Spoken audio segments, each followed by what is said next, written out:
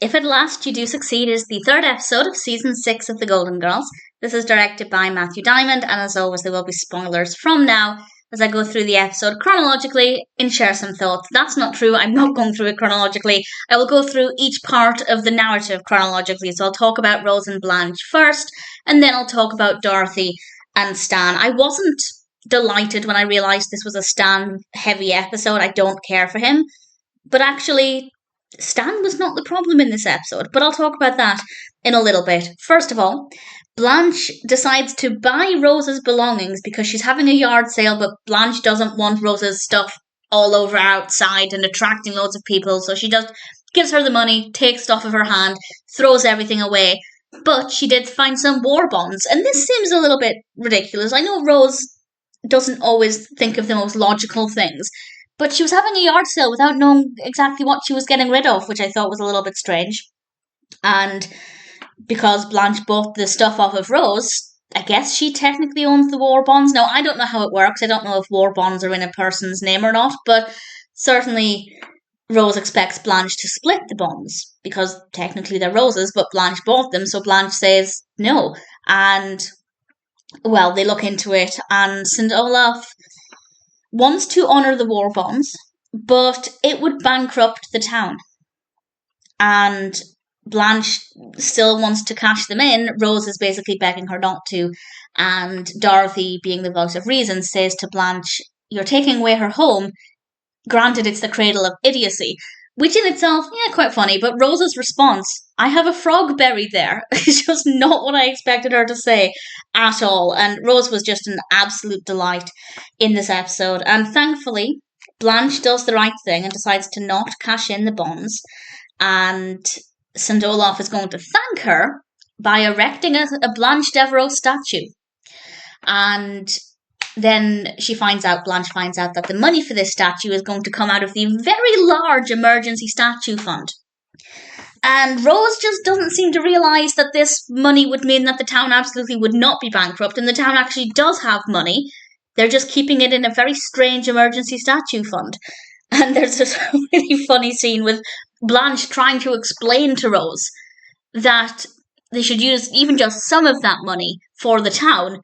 If they don't, there will be no town, so there won't be a need for a statue fund. And it's the first time, or one of the first times, where I've thought of St. Olaf not just as a quirky town, but as a town with genuine problems. And it was good fun. I liked it. I thought the episode had some good queries about morals and whether Blanche or not should do the right thing. And it was entertaining, and I liked it. Then we come to Stan and Dorothy, and I don't know how I feel. It's not that I don't like the episode. I do. I enjoyed it. But I don't agree with anything that Dorothy did here. Stan comes over and he puts on the television, and they're all watching this infomercial for the Zbornak, which allows people to open a baked potato without burning their fingers. I'll be honest, I've never burnt my fingers when opening a baked potato. At the very most, I've burnt my fingers when I'm taking it out of the microwave, certainly. But haven't they heard of a fork and knife? Just cut the thing open. So I don't understand the need for the Zbornak. But either way, he seems to be doing really well. He's finally made a success of himself. And as much as I do not like the character, I was genuinely pleased for him. I was really happy for him. And he's wanting Dorothy to go to this reception, and she doesn't want to go. But he keeps trying to encourage her. And he sends her a kimono. And she says to the others, "Do you know what I would look like in a kimono?" And Rose starts giggling, and it's the most adorable thing ever. It was very, very funny. And Stan's giving Sophia a lot of money, and she's obviously very happy about this. And he comes over and gives her a Game Boy, which was adorable. And he's got a convertible, and they all go out and look at it. And we don't get to see it, but they see it. And he's clearly doing well. This isn't fake success. It's not, oh, one day I'll be able to sell loads of Zbornaks. He seems to be doing very well for himself. And Dorothy's not interested, still not giving him the time of day. And this is where I get confused about how I feel and what I think the message should be. But Stan stands up to her and says that he is so fed up of her just constantly putting him down, saying nasty things, never even giving him the chance to prove that maybe he has changed. Has he fully changed? I don't know. I feel like he's probably still the same Stan, but maybe with a bit more money. But maybe I'm wrong. Maybe over time we'll see him changing more and more. But I do think that on the one hand, he has a valid point if he has truly changed, Dorothy should give him the time of day to prove it. But at the same time, I don't think that Dorothy should suddenly just start going, hey, actually, you're not a bad person just because he's got a bit of money now. So that bit there, I'm confused with how I'm meant to feel. And I feel like the message is supposed to be give him a chance. And I think that's a good message. But I think they needed to lean more into give him a chance, but not just because he's made a success of himself. As that's what the episode seems to imply. It seems to suggest that Stan is a changed man only because he is successful with his sporny now. And I don't think that's a great message. But Dorothy was impressed with him standing up for himself, which, yes, I do think was a really good moment. And she finally agrees to go to the reception. And I don't like how this played out because Stan came over to ask her to tie his bow tie before he went out. And he then encourages her and she finally says that she'll go. And I think it would have been better if she made the move, if she had maybe phoned him up and said, I'll go with you. I don't like the fact that he came over to give it one last try to convince her.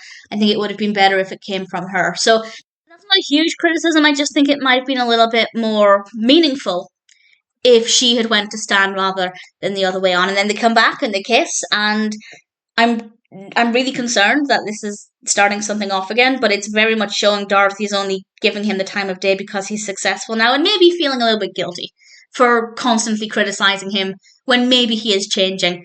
But all she's seen in that moment is Stan enjoying his success. That's not the Stan behind closed doors. That's not the Stan once he comes down from this high, because obviously this is brand new success. He is on a high. He's going to be acting a little bit differently as he soaks it all in. Now, maybe he will continue to be like this, or maybe once things settle down, he'll go back to his old ways. And I think Dorothy's not seeing that, and I'm concerned that it's starting something up. And I'm just so fed up of every Dorothy, well, not every, but almost every Dorothy-focused episode is, will I be with Stan? Should I spend time with Stan? Should I stay mad at Stan? And I'm so bored of it. So the character is really, really boring. But this episode, yeah, it gave us a different side to Stan, and that was good to see. So I'm very much back and forth with how I feel about this episode and with how I feel about Dorothy's actions. I genuinely don't know how I feel. I can't say I don't agree with the messages, but also some of them I don't agree with. So I don't know. I'm in the middle. If at last you do succeed, has some really good moments, has some very funny moments. I'm nervous about what the future may or may not hold, but Stan wasn't too bad. I don't say that often. In general, I guess I enjoyed the episode.